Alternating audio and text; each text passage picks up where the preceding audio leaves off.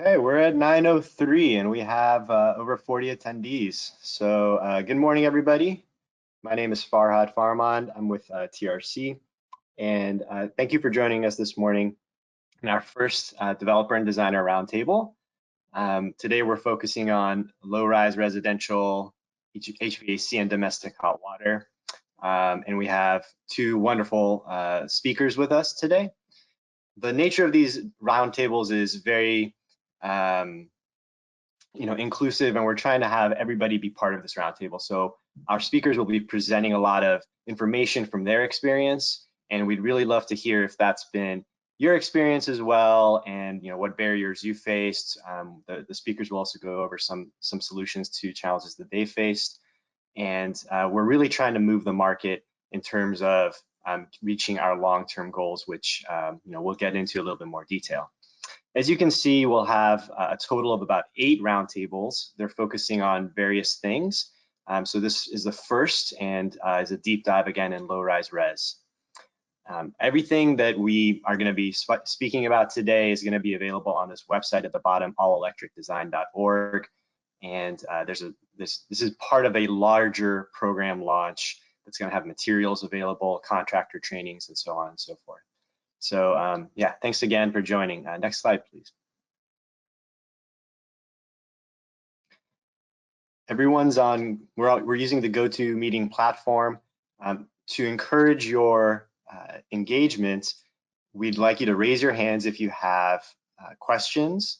And once you raise your hand, I'll unmute you, and then you will also have to unmute yourself. And that's in that orange button in the top left. You could also send in a question in the chat box, and yeah, those are all acceptable ways. I encourage you to use your voice though, however, and again, it will be double unmuting. I'll unmute you and you'll have to unmute yourself at that point. Next slide, please. Here's everybody who's on our team and kind of organizing this call. We have Tim Kohut with National Core, Sean Armstrong with Redwood Energy, Blake Hershop with DNVGL, myself with TRC, and Doug Kohut with DNVGL. And this program is brought to you by Peninsula Clean Energy and Silicon Valley Clean Energy. And without much further ado, I think I'd like to toss it over to Blake to provide some further foundational information before we go to Tim and Sean. Thanks, Farhad. I'm going to go through the agenda and sort of what's happening and why this is happening, this movement toward electrification in brief, so we can pass it over to our experts, Tim and Sean. So the objectives of the roundtable are to discuss economic and design considerations of electrification for HVAC and domestic hot water, specifically in low-rise residential. Why are we doing this? Well, California has a 2045 carbon neutrality goal. A lot of the power in the state is becoming 100% carbon free. I'm sure many of the people on this call have access to carbon free electricity if you want it, or you might only have that option. The state building code is shifting toward all electric construction. And it's also the most cost effective time to electrify a building is during new construction, so you don't have to retrench later. So it's really pertinent to do this, to not miss your opportunities if you're constructing buildings right now and still have the opportunity to make the switch. Our agenda today is the introduction, which you're hearing from myself and Farhad now, then the developer perspective with Tim, the designer perspective with Sean, then topics in brief. I'll just close on some other technologies that are in your buildings but aren't HVAC and domestic hot water, and incentives and other parts of this program. So first, to really define what we're talking about today, we're using the California Energy Code definition of low-rise residential. That's single-family homes, duplexes, townhouses, and apartment buildings with 3 or fewer stories.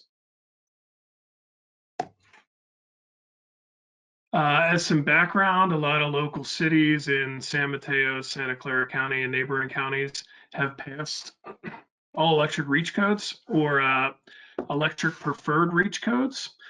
Some of those having started on January 1st, 2020. So if you were applying for a permit and paying your dues after that date in some of these jurisdictions, you might find yourself with some all-electric mandates. And before we had put this call together, we reached out to everyone who had registered. What is the biggest barrier to all electric construction was our question. And here's some of the responses in a word cloud. You're seeing circuit panel upgrades, reach codes. We're talking about a lot. Cooking, we have people love their gas stoves, so that's a big barrier for our clients. Product availability, operational costs, and costs in general. And those are very common concerns. So why go all electric? I'll be brief. I could talk about this for years.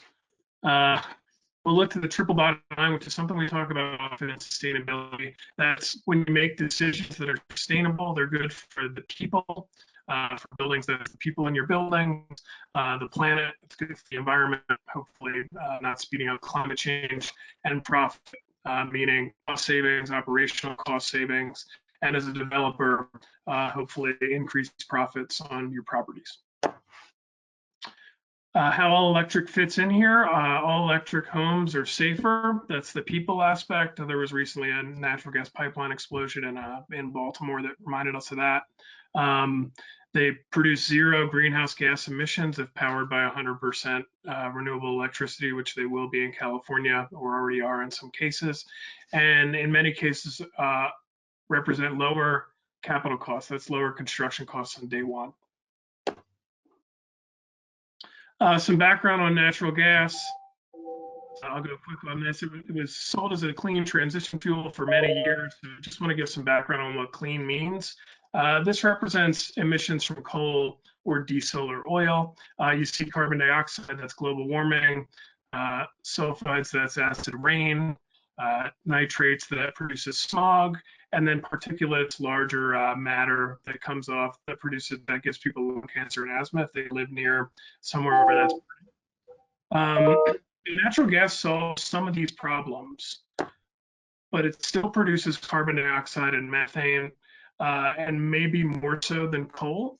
So when it comes to global warming, natural gas, the switch to natural gas really does nothing. It is clean in terms of the acid rain, smog, and breathing in particulate matter issues, but it really doesn't do anything for global warming, which is why you're seeing the statewide carbon neutrality requirement. And going to renewable energy, basically you're just dealing with fresh air once those renewable facilities are constructed. So as we transition to a much more carbon-free fuel mix, this is an example of a local city recently, which still has some emissions from electricity. What you see is a grid. As that electricity goes to zero, you basically are left with emissions solely from transportation and building natural gas. You can see how big that building natural gas piece of the pie is, and that's growing. So that's really what we're focusing on here. The policy that you should look at, just as a background, if anybody hasn't seen this is from September 2018. Jerry Brown had put out the executive order requiring carbon neutrality by 2045, and that was passed the same day as Senate Bill 100, which is all electricity to be carbon free by 2045. When you look at those two together, it kind of speaks to leverage the electricity from Senate Bill 100 to make our building and vehicle stock carbon neutral. If biogas could get us there, it would definitely be the way we were going. Unfortunately, it doesn't scale. We'll just never be able to collect enough of it. On the top here, you see the United States natural gas use broken up into residential, commercial, industrial, cars, and power plants. And on the bottom, you see the total biogas, that's renewable gas, you might hear that stated as sometimes, potential in the United States. That's if we collect every last piece of biogas we possibly can. I think we should do that, but there's other technologies that work for buildings, so that might be better to save that biogas for maybe long-haul trucking, flights, or industrial uses. Just want to note you can do this. 1 in 4 homes in the United States is already all electric for various reasons. And Norway, where it's really cold, a lot colder than most of the coldest parts of the United States, doesn't have any piped natural gas, and they've been carbon-free electricity for quite some time, thanks to a lot of hydropower and geothermal. So they're all electric and a lot of wood backup. The fire and health benefits are really important. Natural gas causes 20 to 50% of post-earthquake fires, so it can be a major ignition source. Also, there's safer equipment when we electrify. Induction ranges are nice, and that when you take off cookware, you can't accidentally leave the range on. That's how a lot of kitchen fires start, from people accidentally leaving a range on. The electrical distribution grid is quicker to be repaired than gas. If you've ever had a gas leak in your town, you know that can really slow things down. I've been evacuated once for that. And finally, health risks. Gas stoves in homes really increase children's asthma risk by 42%. If you have somebody in your home who has asthma, or if you have asthma, you know that that can be one hell of a disease to deal with. Finally, the capital cost story. There's a lot of information on this graph. In the interest of time, I'll just show that what we're seeing on average for a single family home is a capital cost savings of about $10,000 on day one. If you were to put that extra $10,000 into additional solar above and beyond the California's 2020 solar requirement, you would see energy cost savings of about $5 per month for the all electric building. A lot of that is because of the no need for indoor gas piping, gas meter, and gas service, which means you basically have a whole trade you can save on. And finally, just to give you a little idea of how residential gas use in California breaks down, we see 37% from space heating, 49% from water heating in a typical single family home, which is the vast majority when compared to other gas end uses. So that's why there's really a focus here on space and water heating. And at this point, I'm going to turn it over to our expert, Tim, to tell you the developer side of space and water heating in low-rise residential buildings.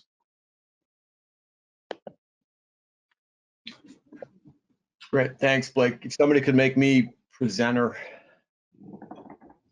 And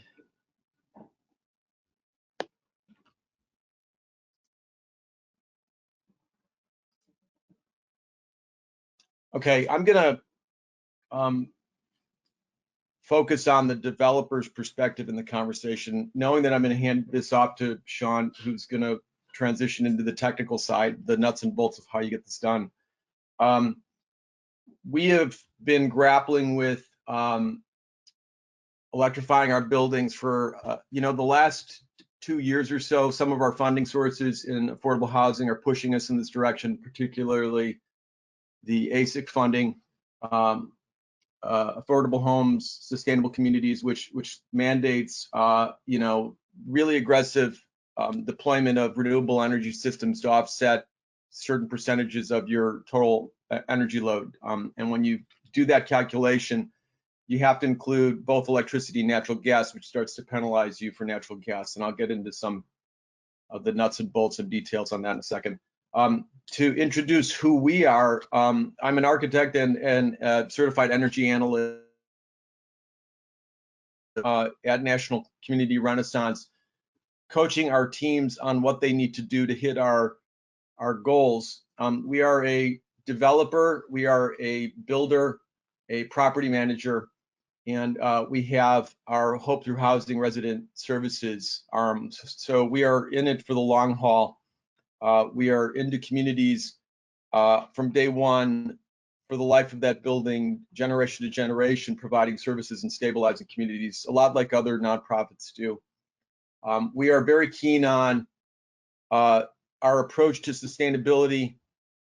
At the same time, we are ultra aware of the operational cost implications of the decisions that we made. So in that upfront diagram of what everybody was interested in, I was encouraged to see that people were interested in the operational costs, because that's a heavy focus of what I'm going to talk about today in the context of the 2019 Energy Code, the Zero Net Energy Code for low-rise residential. why this makes economic sense. So National Community Renaissance, just to give a little bit more context, we've committed to LEED for Homes, probably, dating back to the early days of LEED, but the last 2 years we were recognized by the U.S. Green Building Council as the power builder. Sort of a select set. I think there's 20 builders from around the country who are recognized for their ongoing commitment to U.S. Green Building Council and the LEED rating system through our projects. I think we're the only affordable housing developer to be recognized, and we've done this 2 years in a row. We are also the only developer to date that I know of. I'm encouraging other developers to do this, but we're the only one that I know of that has signed on to the AIA 2030 commitment. And the 2030 commitment requires teams to, primarily architects, to identify their targets early on to get to carbon neutral buildings by 2030 and report their progress through the AIA Digital Data Exchange, the DDX. So we stepped up and joined the 2030 commitment because we get to drive our architects and our engineers to these goals. So we basically get to force our program objectives on them and drag them along. And when we do that, we feel like we're helping transform the affordable housing industry. Hopefully others will do the same. I'm going to make the case for, I'm going to put aside my environmentalism and my tree hugging sensibilities for a moment, because what I tell people is I don't win arguments at National Community Renaissance based on my environmentalism. I win arguments, especially around energy, when I focus on the economics. And to start out, I just want to share this slide. This is the Swanson effect. It is sort of a nerdy academic chart that guys like me love to talk about. And it says that every time that worldwide capacity to manufacture photovoltaic panels doubles, the cost of PV panels drops by 20%. And, it's a great graph, and it's nice to talk about this academically, but when you work as a general contractor and you're bidding projects year over year and you see the cost of PV dropping, it's really, it opens your eyes to the possibilities. And what I'm saying here is, 5 years ago, we were looking at installed solar at about $3.50 a watt. And then 4 years ago, went to $3.25, and then 3 years ago, went to $2.75, and then 2 years ago was at $2.50. And we're building projects now that are installing PV at $2 a watt. And while I don't want to confuse people with this dollars per watt scenario, what I will say is that we hit grid parity, the point at which it is more affordable to install your electric systems on your building than it's cheaper to install them on your building than it is to connect to the grid. We hit that about 2 or 3 years ago. So for anybody who's working in affordable housing as a developer, as a consultant, you've got to embrace this. You got to make this happen, because if you're not, I tell people that you're either you're behind the times, you're a little bit lazy, you're misinformed, or you just have some sort of ongoing love to not save money. And I don't know what it is, but I tell people when I go to lectures and I talk about the work that we do, that I have to be the cheapest guy in the room. And I think I am, and you can ask my kids about that. But the goal is, for me, is to increase the operational revenues for National Core, because when we occupy our buildings, like every other affordable housing developer, the name of the game is to operationally cash flow and not run in the red. So let me walk you through a real quick scenario here. This is San Isidro Senior Village, right on the border, South Mexico, right on the border with South San Diego with Mexico. 51 units of special needs housing for the formerly homeless seniors. We started looking at this site probably 5 years ago, and the architect who we work with down there, Studio E, who provided these images for me, came up with a really nifty scheme, low-slung 3-story building around a courtyard, J-shaped building. And I jump in and I'm doing the energy modeling on this and the energy analysis, and I immediately start going into, the economics. So I've got to go in and I run my energy model, and I take my energy profile out of my energy model into, software that will allow me to look at my, utility rate structure and what I will likely be paying for my electricity based on that design. So here's San Ysidro Village. $56,000 is my annual electricity budget. And keep in mind here, it's a special needs project, so the senior residents who are living here are paying only their rent. Within their rent, they're covering their utilities. So it's a master metered building. So $56,000 is the total building electricity cost for the year. So this is what I would give to the development team to plug into their pro forma for their operational expenses, $56,000 a year. Okay, now what I'd say is, man, I want to hit this thing, you know, I'm aware of the Swanson effect. I want to hit this thing with as much PV as I possibly can. So we've got to start taking some of these forms and dropping as much photovoltaic energy on the roofs as we possibly can.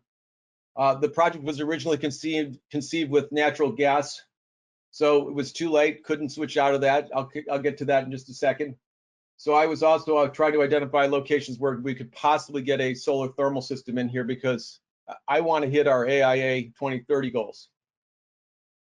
Okay, so when we're doing the analysis here, you know, what we're trying to do is balance the on-site renewable energy production with what we're pulling into the building from the grid. And we want the slide on the right, we want that blue slice to be as small as possible and, you know, potentially non-existent. But in this case, we ran out of roof space. I think we were, you know, it looks like about 90% of the electrical needs for the building are being provided by the renewable energy system.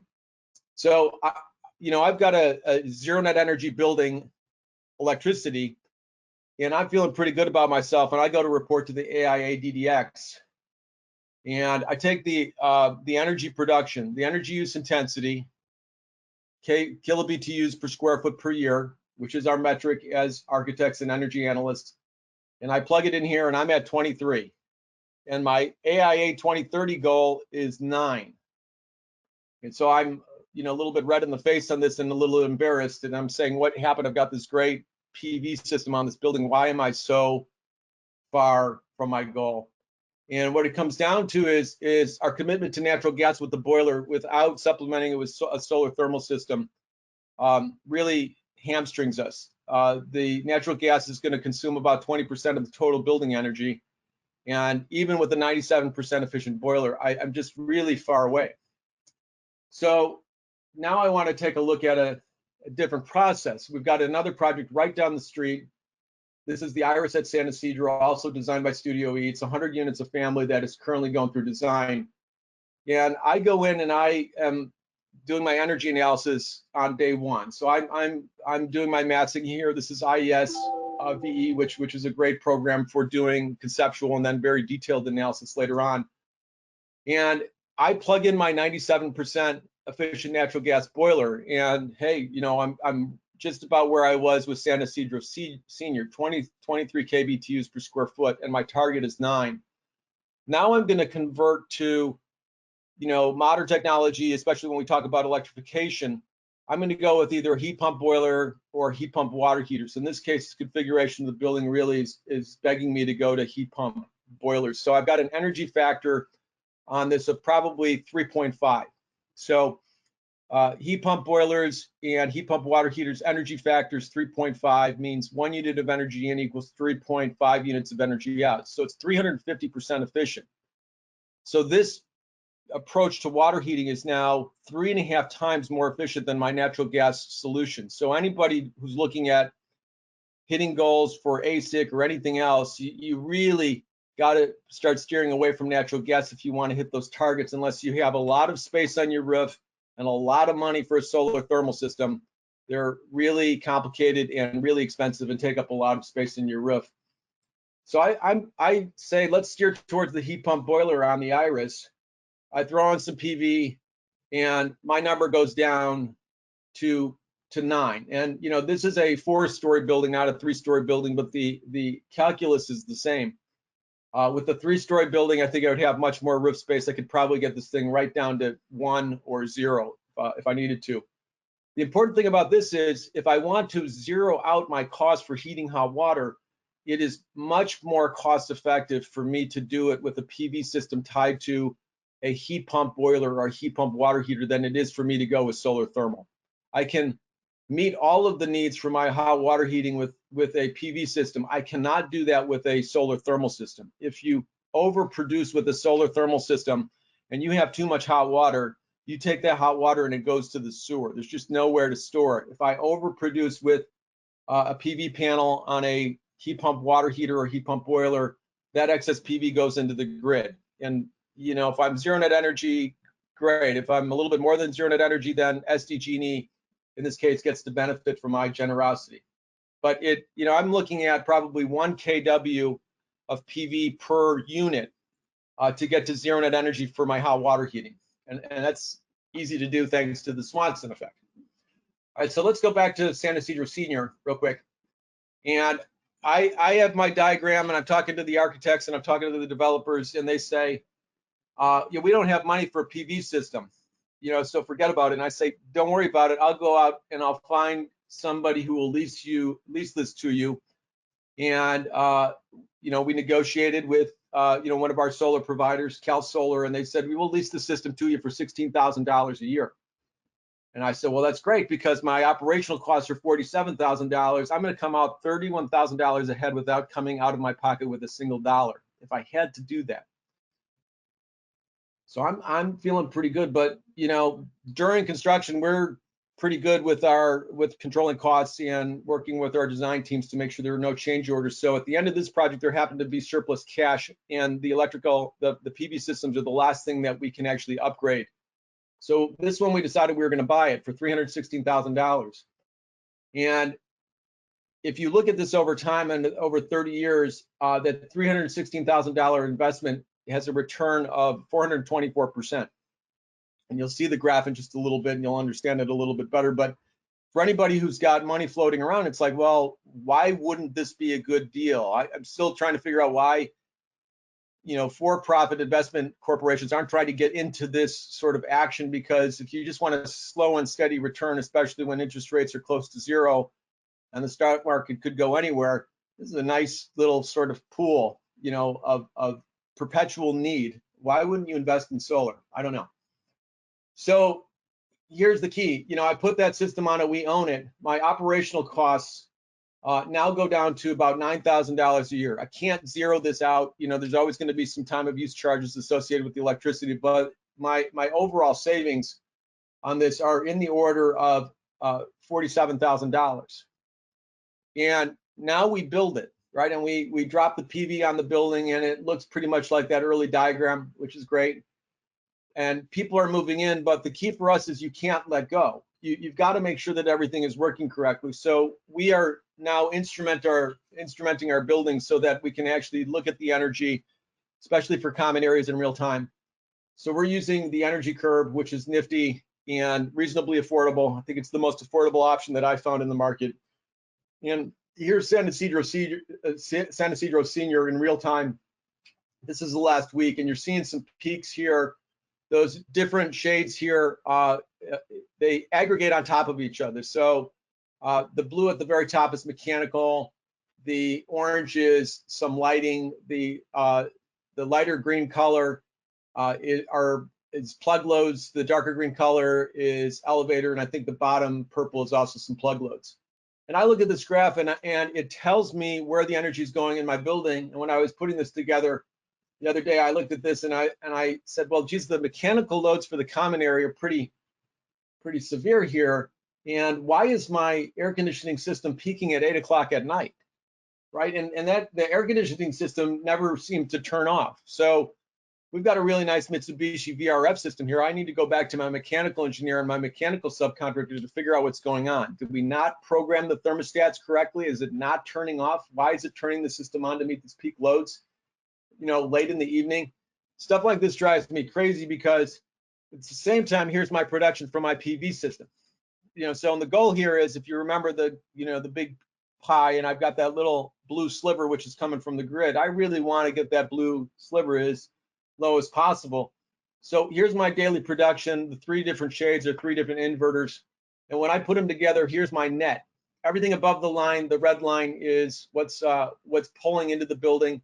The furthest green down line is my production, and the purple line that goes down is my net. And I'm doing pretty good here in the middle of summer, right? So I know that these days are long and I need to start banking up some of my reserves, but I'm making money at this time that I want to bank for later in the year when the sun is lower in the sky, and I'll probably be drawing from the grid more to try to get this thing as close to zero as I possibly can. But when I say that, the Swanson effect is really impacting us, I really mean it.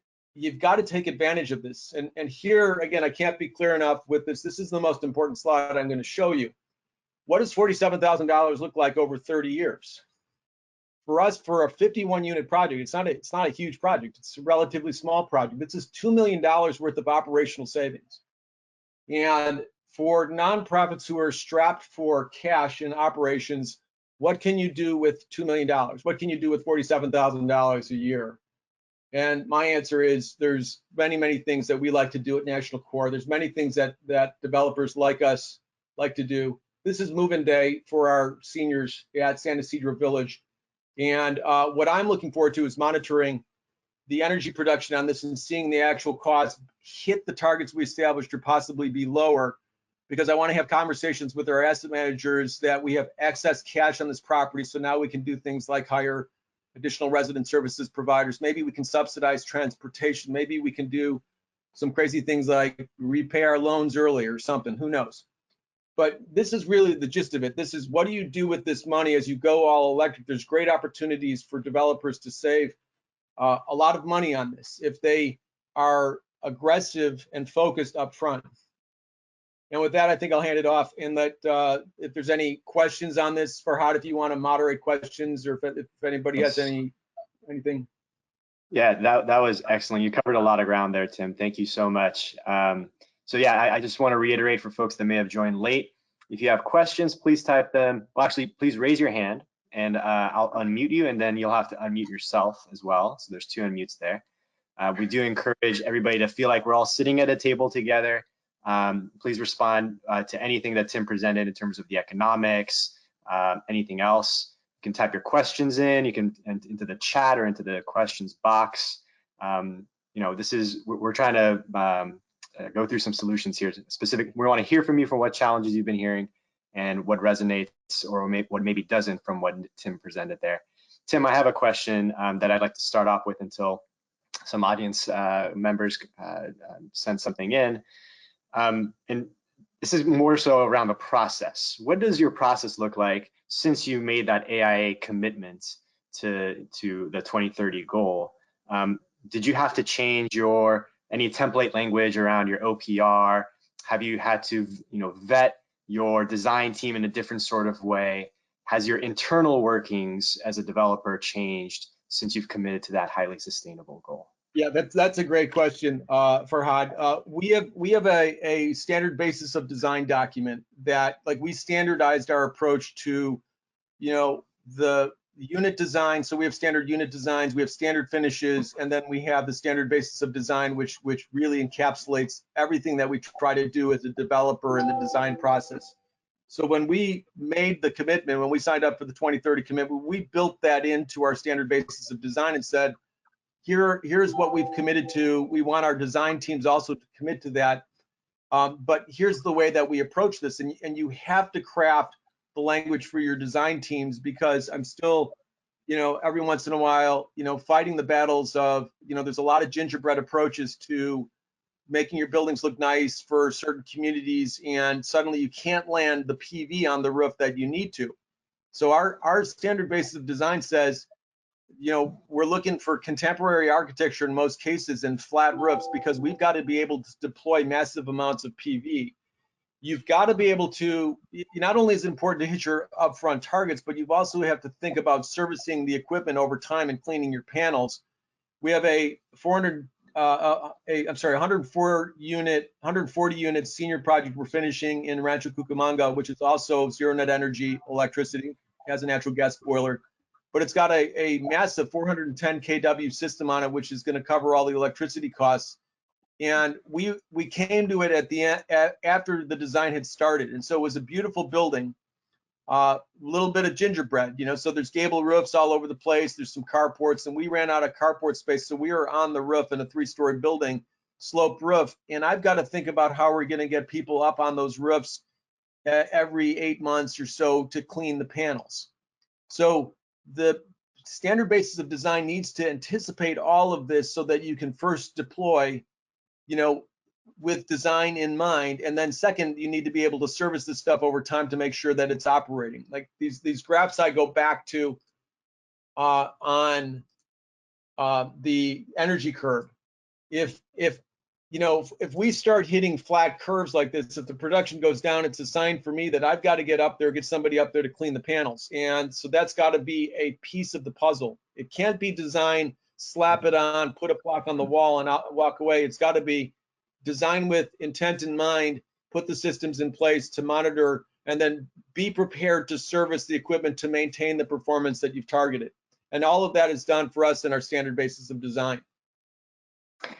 Perfect. Thank you. Thank you very much, Tim. Super helpful. So we have a comment here. It's be a question from Mr. Dave Insner. I'll read it out loud. In the carbon accounting for DDX, it looks like you get credit for on-site generation. For the grid supplied portion, do you get credit there as well? Say that the grid is half renewable. Does that reduce the effective energy use intensity or carbon accounting by half? So I think what we're getting at here is on-site versus source zero energy. Tim, do you want to kind of describe your process there? Yeah, no, that's a great question, Dave.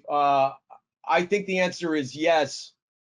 I think for us, I haven't dived into it in that detail yet. I'm sort of quantifying what's on our buildings and then shrugging my shoulders and saying, oh crap, we fell short. But as the grids begin to intensify, if I can pull that data, the 2030 commitment and the zero code, which is out there from Architecture 2030, they anticipate that you're going to be providing electricity for mmany of the buildings from offsite sources. So there's got to be a way to quantify that. So I think the answer is yes, Dave. I have not checked that box yet, but now you're stirring something in my mind. I want to get this building down. The predicted EUI, which is what I'm showing in the DDX. See if I can get back to that slide real quick. The predicted EUI comes directly from the energy model, but what I really want is the actual EUI from the building. So slowly as we go through this over the building, and if I can zero in on the energy production from the utility, then I can actually start to modify this. So I think you're onto something, and I think it's something that's worth paying attention to. And especially for you working out there, in the utility industry, for those who want to electrify and want to pay attention to these targets, then yes, being able to identify that is really, really important.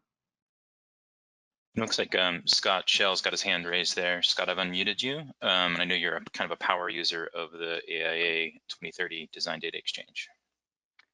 Hi, Tim. Thanks for your presentation. I'm curious how the economics of rooftop solar compares to carport solar. It's almost a wash, Scott. The carport solar is going to give you more flexibility if you already have carports in place. The number of inverters, in carports might increase slightly. You're going to end up with some underground conduit throughout your site, which is going to cost you a little bit extra.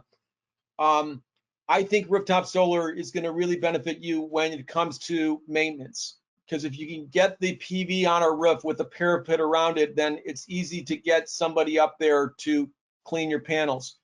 With your carports, you're stuck. I've looked at this, a couple different ways, but we generally fill the carports entirely with PV, so there's no room for somebody to ladder up there and stand on a section of the carport. So now you're at a cherry picker, once a year to clean your systems. And if it's a big system, you're going to spend $3,000 to $5,000 at least cleaning your PV panels.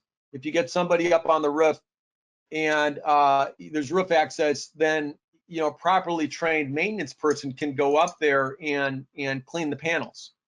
So I'm a big fan of trying to get them on the roof, and then the second is try to get them as close to the ground as possible, carports, and then the third option is put them on sloped roofs because you're out of options. Community solar is out there as an option. You know, the risk with community solar is, you know, it's definitely going to be controlled by some other entity who's constantly going to elevate your costs. And even if it beats the cost of grid powered electricity, you no longer control your own fixed costs, which you can do with on-site rooftop solar.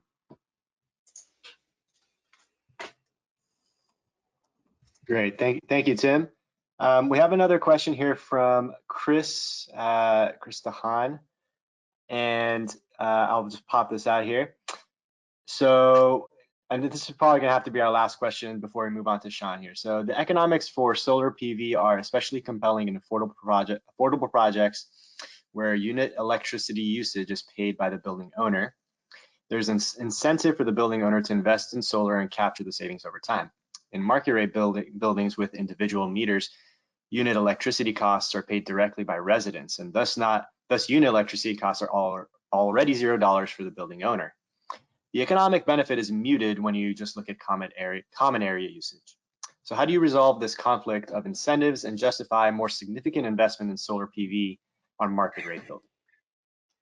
Another great question, Chris. You kind of hit the nail on the head. I think Sean's going to talk about this a little bit, but you're absolutely right. For us in the affordable community, you know, the name of the game for us is to first land as much PV on the building or renewable energy on the building to benefit the common areas and try to zero out those common area costs first. Second is to deploy as much PV as you can so that you can use the California Utility Allowance Calculator, the QAC, if your project allows it, which most TCAC projects do, which would allow you basically to raise the net rent because the anticipated utility costs for the residents will go down. For a family living in an affordable project, you have to include the utility allowance with the rent in the calculation of their ability to pay rent, which is usually limited to 30% of their adjusted gross income. You can't use a QAC in a market rate project because, you know, the developer could charge whatever he wants and they use the market to decide what the rent should be. But there are some models out there, and I think Sean's going to talk a little bit about this, what might be possible in market rate using the QAC to demonstrate what the potential savings would be, and then maybe splitting that incentive between the installer, the developer, and the future resident. And I am always arguing, as much as I am a tree hugger, I'm always arguing that there has to be economic payback for this. So you can't expect the owner to invest in services or features or energy systems that are going to benefit the residents unless the owner can capitalize on those improvements. And I can, like I said, I can do that easily with affordable. It's more of a challenge with the market rate. Awesome. Great if I could add in there, so Sean, I wanted to add to that. What Tim's saying, the idea that the market, as a market rate owner, you can sort of charge what rent it is you think the market can bear. You'll find in renting apartments, there's a distinction between utilities included costs for rent and apartments without utilities included. That is like a intellectual template for what you're doing here. You're paying for some of their utilities by putting in solar, and you should raise the rent in order to cover that expense. And whether or not you can raise the rent, like effectively, does the market bear this rental increase? If you look in the market and you find that there's, what are the rents on average for a utilities included apartment? That's how you'd roll with that. I mean, because this is a low-rise presentation, you're aware that all new construction of residences requires about a 60% solar offset. So we've moved past the option of do you or do you not put on solar. It is an obligation of getting a building permit. And now all market rate developers of low-rise construction should think about raising their rents $30 a month or $60 a month to pay for the new investment of renewable energy on the roof. And like I said, and just use the utilities included way of thinking about it. That's a simple transition. Awesome. That's really great answers, I think. Sean, I'm going to make you presenter here. Great segue. And cool. Please dive right into your portion of the presentation. All right. Hey, y'all. Good morning. Thanks for joining me. I'm going to do this all-electric design conversation, focusing mostly on design questions. just want to say like, hey, it's a luxurious lifestyle. This is the way of the future. It's quieter, it's cleaner, it's safer, it's more fun, better in all ways. So, quick history. I studied at the Campus Center for Appropriate Technology up at Humboldt State University for a bunch of years. I was there, and then I continued to stay involved. And it's a demonstration home. It's all electric, it's solar powered and wind turbine powered and biodiesel and pedal powered. And so I had a lot of expertise in developing alternative energy systems before I became a science teacher for a few years. And I take science very seriously, fact-based world that I try to live in. From 2005 to 11, I started an affordable housing division of a large affordable housing company. Danco Communities is what I started, and I was working with Pacific West Communities at the time. That's a successful affordable housing company to this day.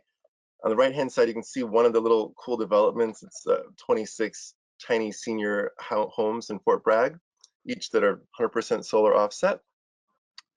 And then now I work on bigger projects like this 500 unit one on the lower right hand side that even has solar on the vertical walls of the 9-story tall carport.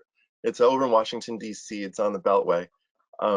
It's affordable housing and it's market rate housing, sort of dealing with some of those tensions of how to allocate solar and how to do rent, which is essentially how I just explained. But what's nice about this image is it illustrates that solar is cost effective now, even when it's up and down on a wall. So starting with like the history of electrification, briefly. It actually starts back at least about 1900 because General Electric existed then and they were heavily advertising. They made a little movie in 1915. Here is like the 1950s era effort when heat pumps became commercially available to heat people's homes and heat water. And there was the Gold Medallion program from about 1953 to the mid-1970s, in which they built 1 million all-electric homes in the country with like beefier electrical infrastructure and heat pumps and nicer stoves and better appliances.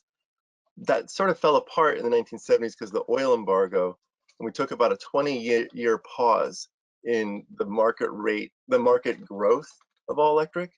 But starting in 1993, and ever since then, every year, all-electric construction has gained market share in the United States as a percentage of new construction, where it's now about 60% in the South, even more in some areas of the South, like 80% all-electric construction.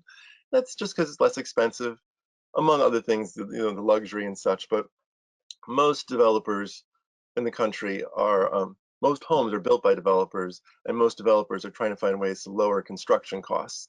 And all-electric is demonstrably less expensive. So here's an example. Waikiki Beach was built mostly all electric. This is like a nice Hilton Hawaiian village.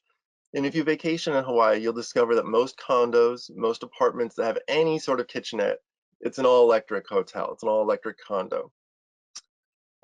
Travel around the world, you discover that new construction is being built all electric. Here's 34 stories, 820,000 square feet. This is all electric in Hong Kong.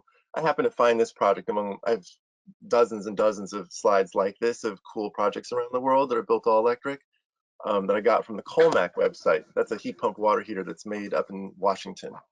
So they sell all over the world, and therefore I was able to find their cool projects. Closer to home, this is in Philadelphia. We have what's called Onion Flats is the developer, and then everything they build is like a similar name. So, but on the left-hand side, they have the battery. So this elevated PV, passive house walls.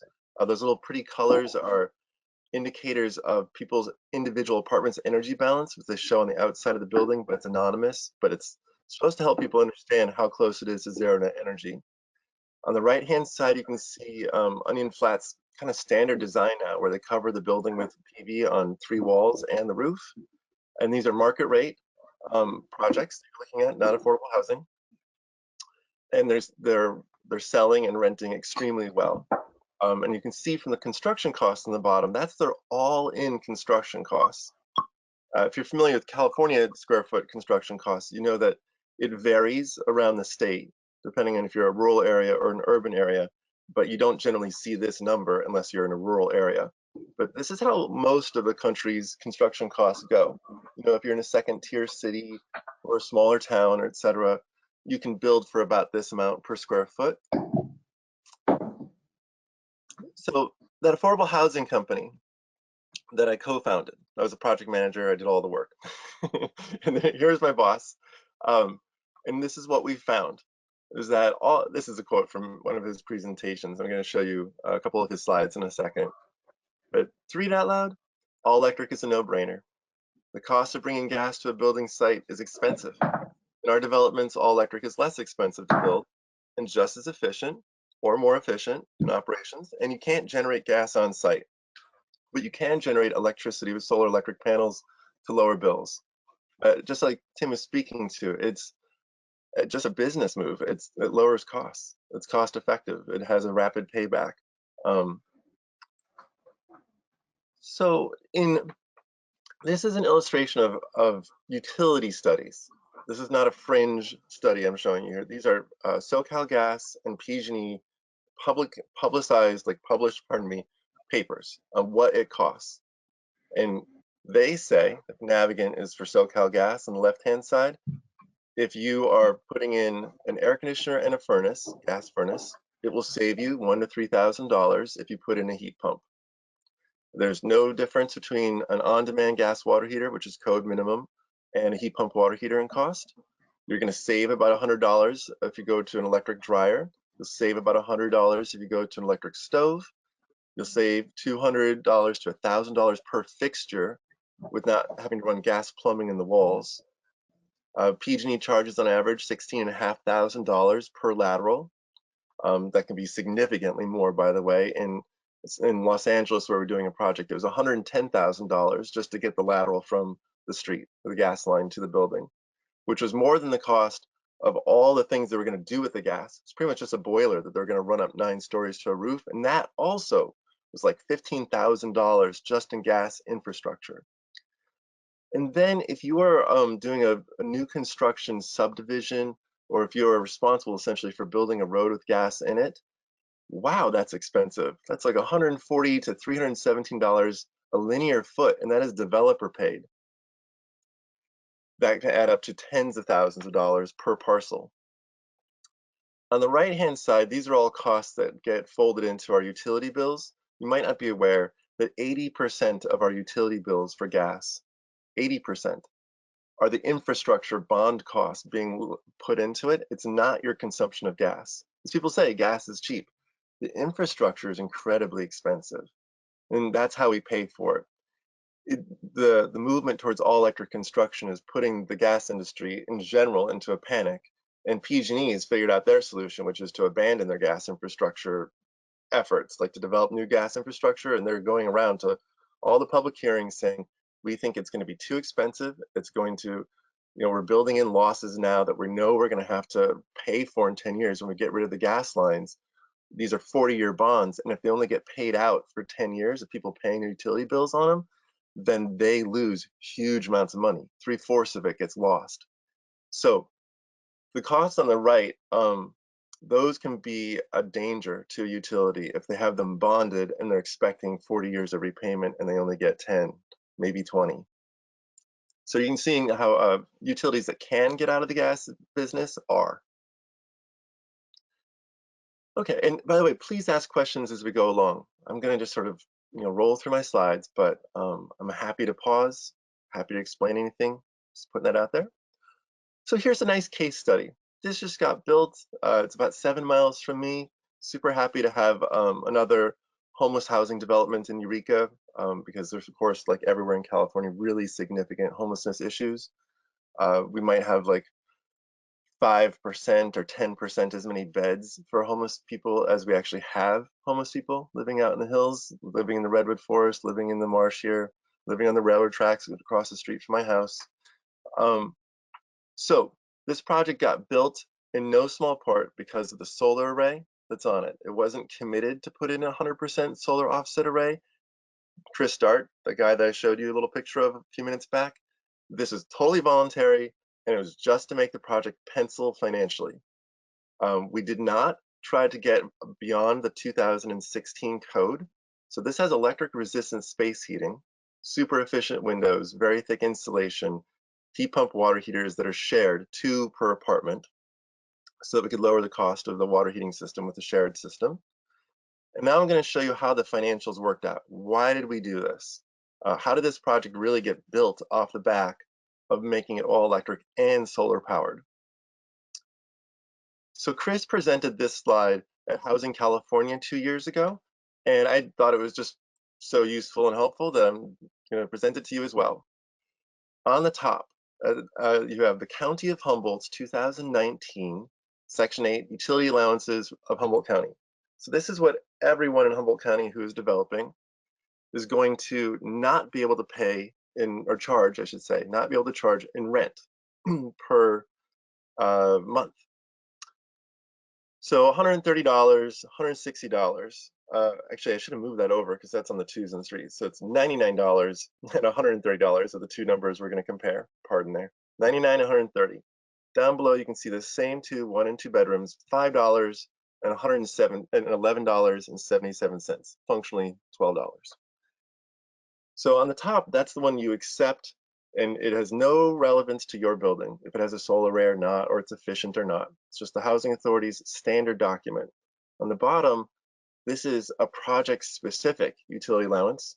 It's done by the California Utility Allowance Calculator, and it shows what the utility bills would be on average with the efficiency measures and the solar array. Now, let's see, there we go.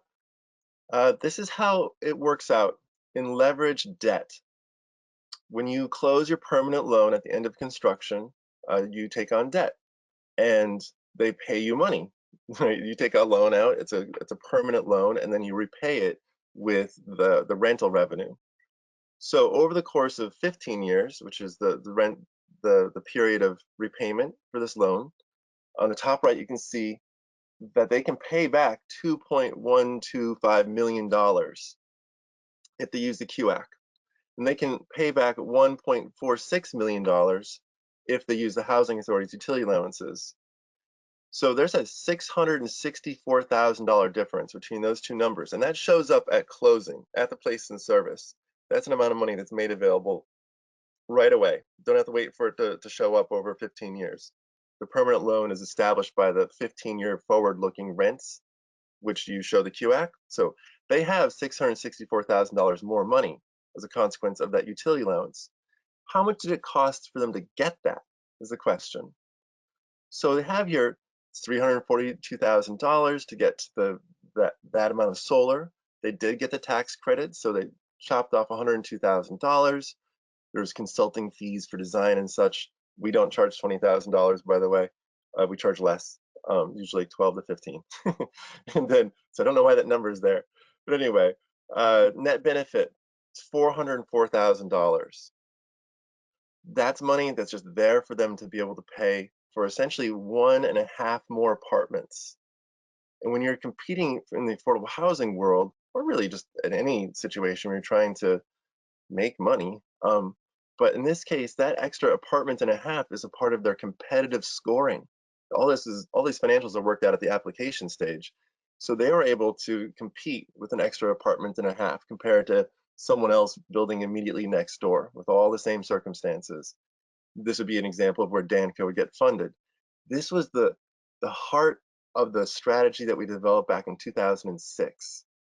We realized that up in our rural areas, we didn't have access to soft loans, and various nonprofits that might exist in cities, they just weren't here in this rural area, didn't have access to redevelopment agency. Really, the only thing we could figure out how to do was use the utility allowances and cost effectively install solar, because we had a terrific partnership with a local solar installer who didn't charge materials markup. So this pro forma you're looking at is how we've developed, I don't know, 20 projects now. How we've won over and over when there's like a 4 to 1 chance of not getting funded, how we've been able to be that one that did get funded year after year with a more competitive pro forma, using the utility allowance schedule and installing a whole bunch of solar on it, not triggered by competitive scoring necessarily, just because it made money in a significant amount. Sean, this is Farhad. I'm sorry, I don't mean to interrupt. If you wouldn't mind, let's try to wrap up in about 5 minutes so we have enough time for questions. Oh my gosh, I won't be able to do that. I'll try. Okay. Okay, is the Q accurate? Yes, within about 10%. We've studied it many times. Okay, let's go into products. Heat pump water heaters. On the left-hand side, the Eco 2, that's a one that's really sized more for like a fourplex. I've done it to 7 tiny homes, one of them. Those are coming out of Japan, and they produce a lot of hot water, 4 times as much hot water per hour as the products to the right. And those are more standard American designed.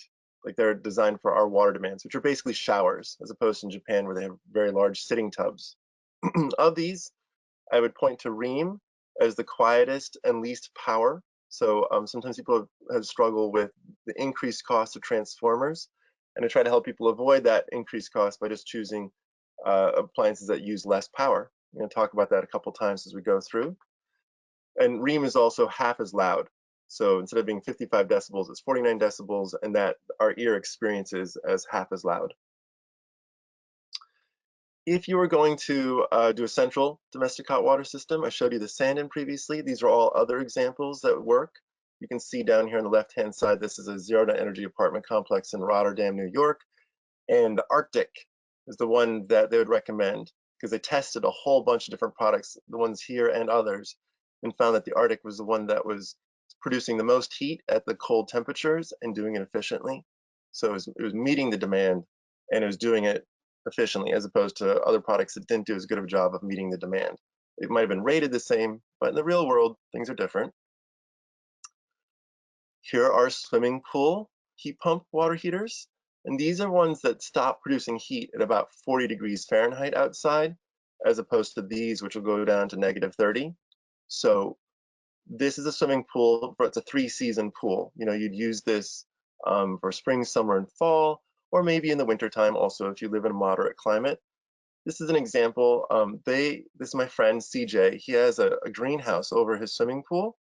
So he took out this $30,000 solar thermal array and he put in this $3,000 heat pump water heater. And now when we go over swimming at his house and we jump on the rope swing and it's got pineapples and bananas and sugarcane growing inside there, it's awesome because it doesn't have a gas heater outside supported with solar thermal. It's got a heat pump water heater. It's running off of his PV array, and it's a cheaper, much less expensive system to get the same water heating done.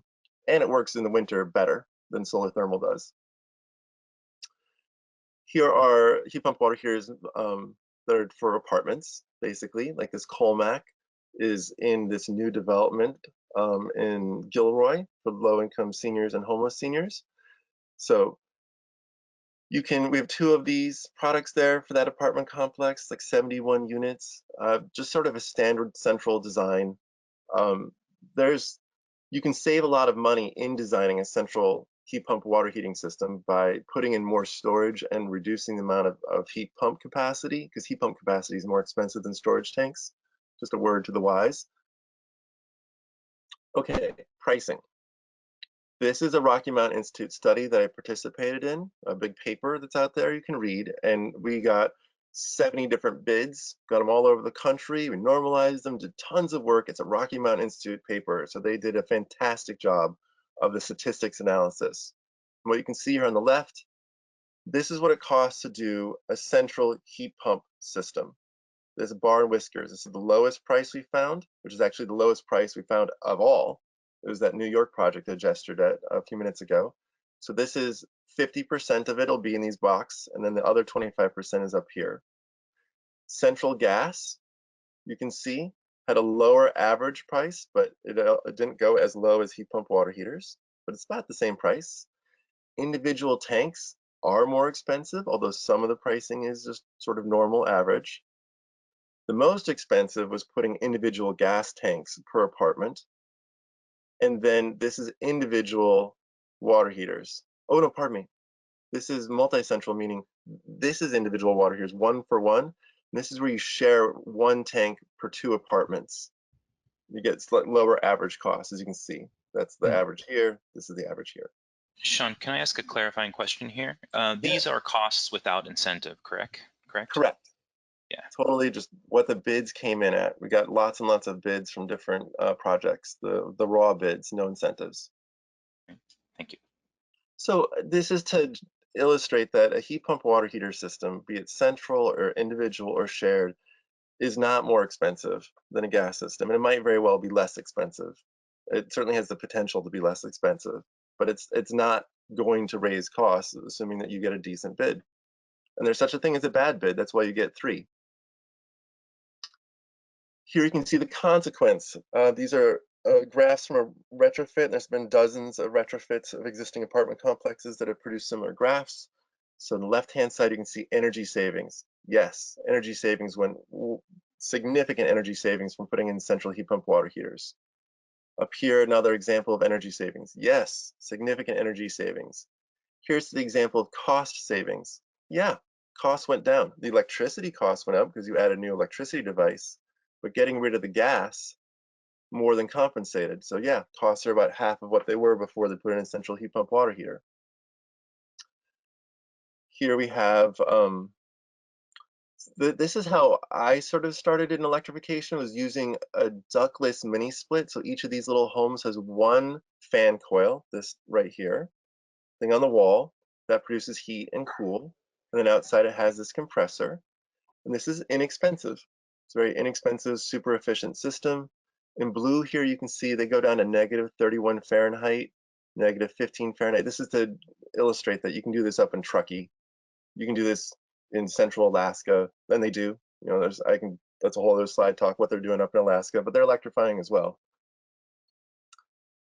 Here is sort of a next step up in expense, but this offers more versatility. This has a small duct system up in the ceiling, and this is the fan coil for it that hooks up to usually 3 rooms. So you can put one compressor outside, have one fan coil inside, but deliver heating and cooling directly to 3 rooms.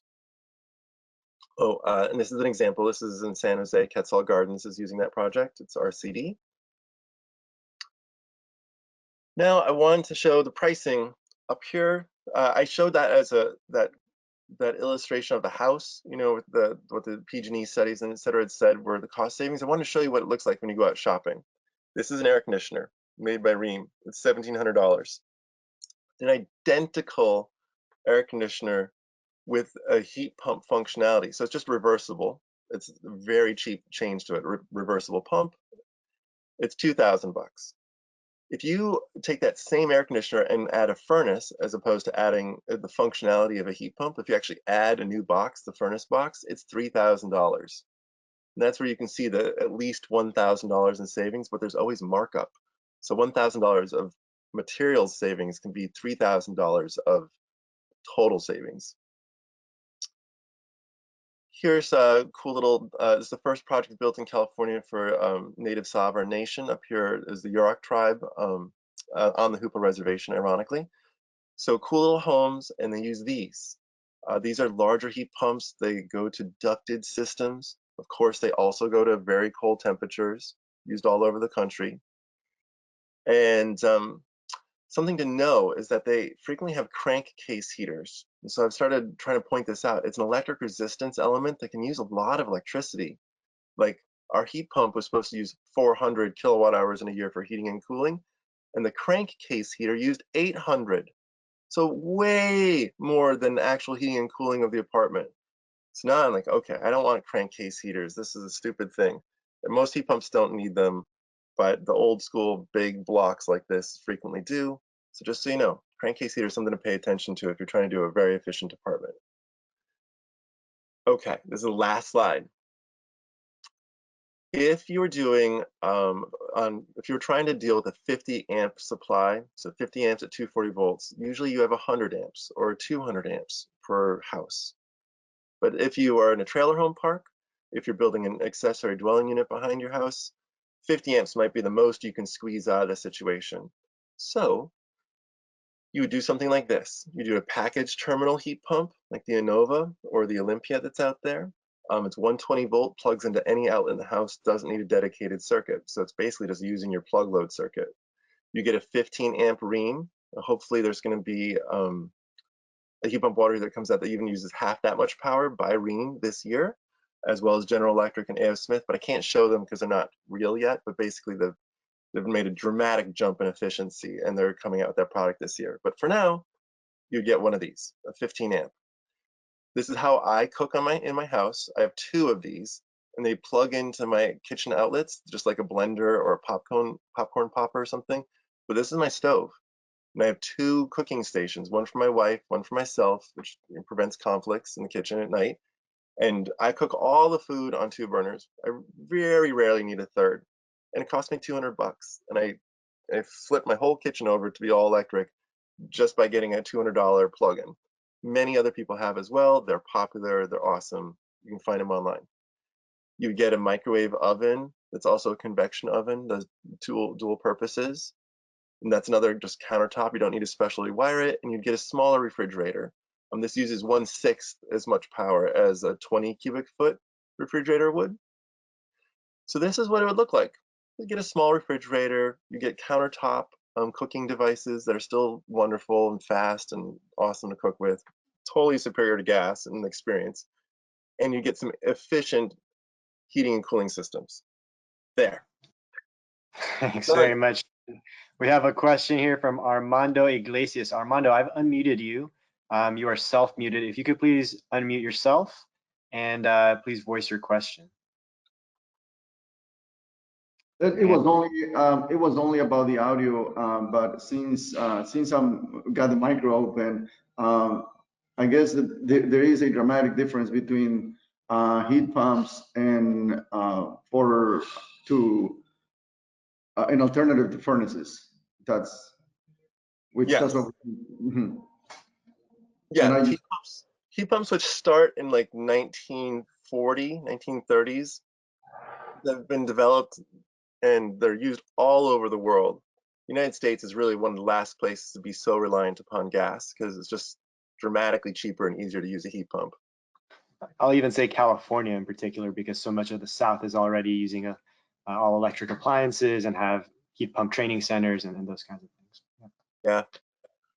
And actually, in truth, even in California, most of California has had a market share growth of all electric construction since 2010. It's subtle, but it shows up in the stats that market share change. So I have a question here from Mr. Terry or Miss Terry Martin. Is there, how does this discussion apply? We've a lot of multifamily. How does this discussion also apply to single family residential, particularly from a personal owner perspective? How much of this could be translatable? I think all of it can be translated. This is a low-rise presentation, so all these products get used in single-family homes and multifamily developments. Really no important distinction between the two except central domestic hot water. That's one thing you wouldn't find in a house. But everything else, it's all the same. You'd use the same appliances, the same devices. They're sold for single-family homes. Great, thanks. We have a question from Greg Quiring. New apartment complex. What about not hooking up to the grid and just having solar power panels? You would need to have a battery, right? And the problem you'd run into is in the wintertime, because the batteries wouldn't get charged. Like in the spring, summer, and fall, you could pull this off. You could have a battery that powered the apartment complex in the evening. It would be big and expensive. You wouldn't do it because it was cost effective. But in the wintertime, you would run into actual problems. Starting in November, December, January, and February, those 4 months, there would be every day a deficit in the amount of energy that your solar panels are making compared to the consumption. And consumption generally peaks in winter. Yes, air conditioning is at our peak load in the summer, but we don't have that problem very often. Every day you have that problem in the wintertime. You have more heating going on in the winter than you have air conditioning in the summer. You have more lighting, you have more cooking, you have more domestic hot water heating. All of those things go up in the winter. So if you're trying to do this for real, you would probably need to get an electric car fleet, like 4 or 5 or more, and go charge them every day someplace else, bring them back to the complex, and then plug them in with reversible vehicle to building chargers, which exist and are used around the world, so that you could power it in the wintertime. I've tried doing that design with like some mountaintop house in Napa that they wanted to have off grid, and I said, well, you can do that, but other than running a generator all wintertime, which is a horrible idea in terms of air pollution and cost and all the rest of it. That's the least expensive way they could pull it off, is to just go charge up elsewhere. Anyway, it's a little fringe, but that's how you do it. One last question, and then I'd like to move on to Blake here. This is from Maya Gendro, I'm sorry. Can you say what the expected lifetime is for a heat pump system? 15 to 30 years. A heat pump is the same thing you have in your refrigerator. I've got one that I inherited from my mother-in-law, and it's like 20 years old, and I wish it would die because I hate this refrigerator, but compressors just don't die. They go on for decades. So yeah, they're very durable. Yeah, and similar to air conditioning as well. So a heat pump is basically an air conditioner that can run in reverse as well and provide heating. Yeah, so they last just as long as an air conditioner does.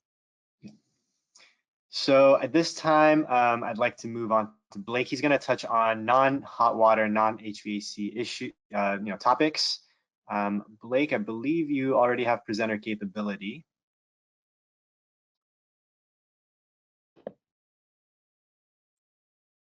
Yes. I'll take myself off. Thanks for your presentation, Sean. I love that presentation. Brought up some great topics. The heat pumps work in Truckee. I live about 10 minutes from Truckee, and that's Truckee's city building operates off heat pumps. He brought up the old gold medallion home. I'm kind of weird. I collect these old gold medallions that they used to have. And he's right that heat pumps are old. Here's an old advertisement from the 30s from them. And you can see down here a little heat pump being advertised. And they were actually, the heat pump was actually first invented in 1857, so before the American Civil War. They've been around for a while. Let's jump into this presentation.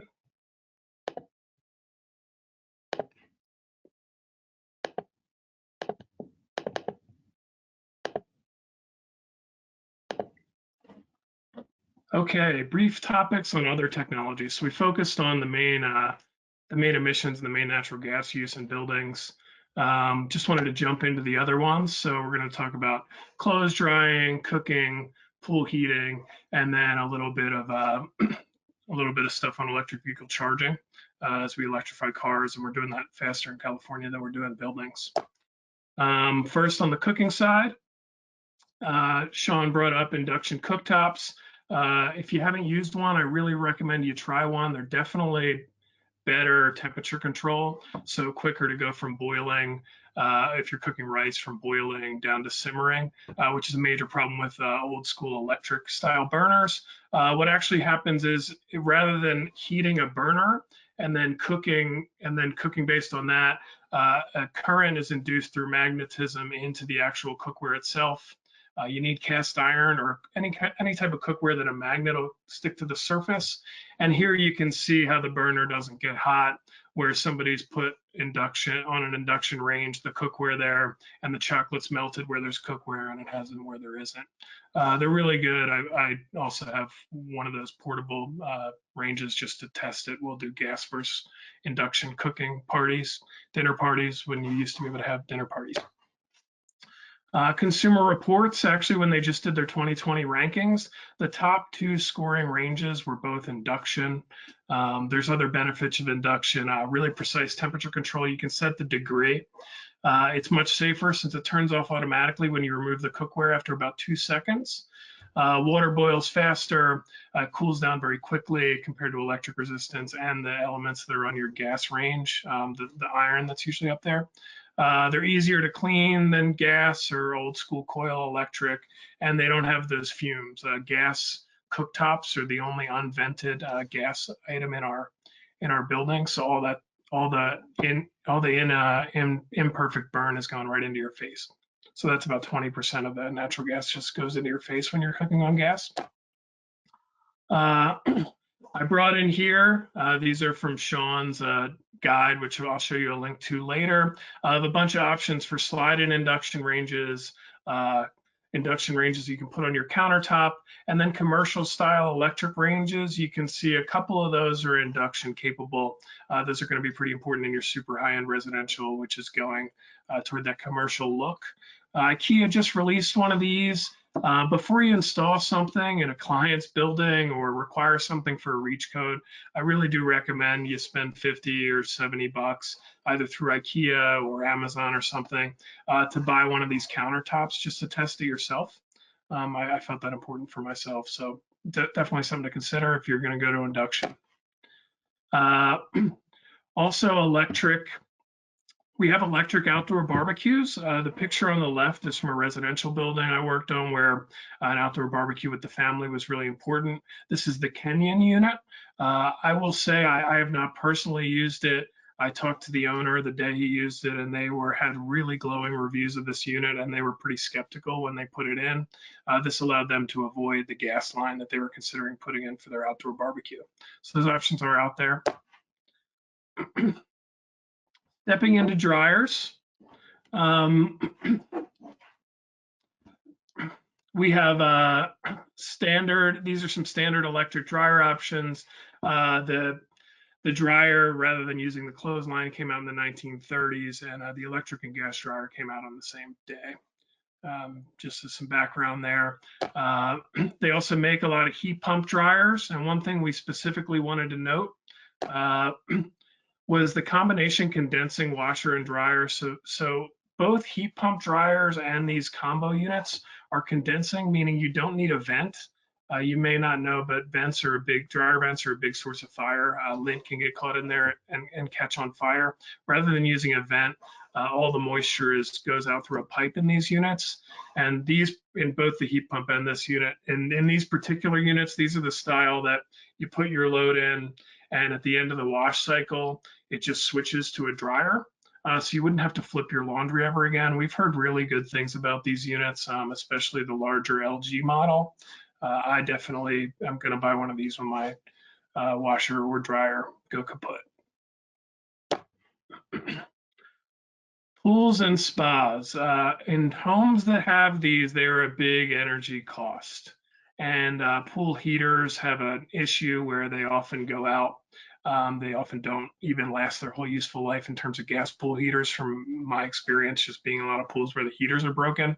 And my in-laws just replaced their pool heater. There are heat pump options available, which have been out for a long time. I'm just showing you these four as an option if you happen to be working on a building with a pool. If it's a large, low-rise multifamily with kind of a large shared pool, you're going to need a bigger unit than what's shown here. These are meant for single-family home kidney-shaped style pools. However, a couple of these manufacturers make much bigger ones for bigger pools. Aquacal makes one where if you couple 3 or 4 together, you could do an Olympic-sized pool. That one's called the Great Big Bubber. Jumping into EV charging, as we saw, transportation is an equally big and often bigger part of our emissions within a city or state. Electric vehicle growth, especially if you live in the Bay Area, has just gone gangbusters in recent years. You can see on here the right, this is the California Clean Vehicle Rebate Incentive Program data set, and just shows the growth in electric vehicles. And you can see that plug-in hybrids are kind of tapering off as a percentage of total plug-in vehicles sold. The green there, the BEV, stands for battery electric, so that's your Tesla or your Bolt. According to an NRDC study, 80% of EV drivers prefer to charge at home. That's where I charge. So it's pretty important to consider EV charging if you're building something. We will be having an EV charging infrastructure specific roundtable in Q3 2021. In some counties, it should be noted that electric vehicle sales represent over 25% of new cars sold, which is insane. That's up to Norwegian levels, where an EV is usually the best-selling car of a month in Norway. By 2030, I would expect us to be, well over 80%. One big driving factor there is it's cheaper to own an electric vehicle than a car. There's just less items to maintain. I should give a list of all the stuff that's in a car in an internal combustion engine vehicle that's not an electric vehicle. You probably replace much equipment that you wouldn't see in an EV. This is a PG&E graphic. Electric vehicle charging is way cheaper to install during new construction than a retrofit. A lot of that has to do with opening up walls or trenching costs. What you can see here, 2 charging spaces in a parking garage, incremental increase to install is pretty drastic. New construction, you're looking at $1,380, a retrofit $3,100. So thinking about this at the beginning will probably save you significant costs down the road. When we look at electric vehicle charging, we didn't mean to have that animated. We look at the speed of the charger, the readiness level, and the number.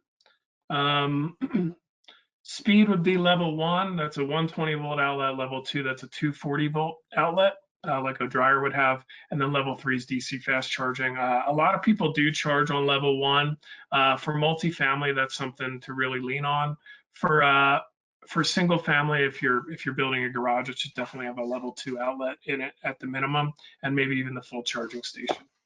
Level of readiness is about EV capable, which doesn't have the outlet and doesn't have the wire run, but has the capacity on site, versus EV ready, which would have that plug there ready to plug in a station that you buy.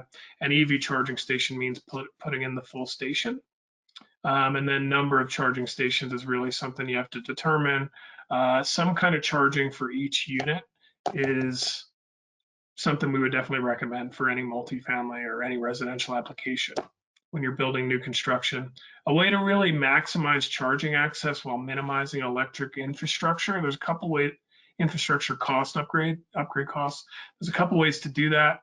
One is to really leverage those 120 volt outlets. Those will work for a majority of EV drivers. Again, that's how I charge at home. Another thing to use is automated load management systems. This allows the same circuit to share power. So if more cars plugged in, it kind of ramps down the total charge, but if only one's plugged in, you get the full charge. So that's more outlets without the associated infrastructure upgrade. Feel free to reach out to us if you have questions on that. Finally, I want you to know that there are a lot of incentives for going all electric. We'll share these slides with you after the meeting, but there's just a whole variety of incentives that are ramping up. We're going to see probably a real move toward energy efficiency incentives going to electrification style incentives. There are a lot of follow-up resources available. On the right here, I have the links for Sean's guides. That's the multifamily and the single family guide. Those are great. A lot of the stuff on the slides I just showed is from them. And on the left, you see kind of what we're doing with the Electrification Technical Assistance Program funded by Peninsula Clean Energy and Silicon Valley Clean Energy. Check out the website at allelectricdesign.org. There's free technical assistance if you're going all electric and you aren't quite sure what to do with certain systems. You can reach out through a Google form or this hotline phone number, 650-429-8910. We have a lot of some of the best engineers in California on deck waiting to help you out. And finally, as Farhad mentioned, there are many upcoming roundtables. You should look at them on the website. And there's also contractor technical trainings coming up, and there's going to be a lot of contractor electrification trainings happening statewide throughout the next couple of years. So make sure to look for those. Finally, I really want to thank both Tim and Sean for their expertise. Those are some of the best presentations I've seen of the year, just great info. There will be a survey coming out after this email, probably through the registration dashboard. So please, if you have the time, take some time to fill out the survey. We'd love to know what you thought and how we could improve future roundtables. Thank you so much. Thanks, y'all. Thanks, everybody. I really appreciated everybody's time. Please do fill out that survey. We'd like to improve these roundtables that we present on a quarterly basis going forward. Everybody have a great rest of your Wednesday. Take care. Yeah. Thank you all. Thank you.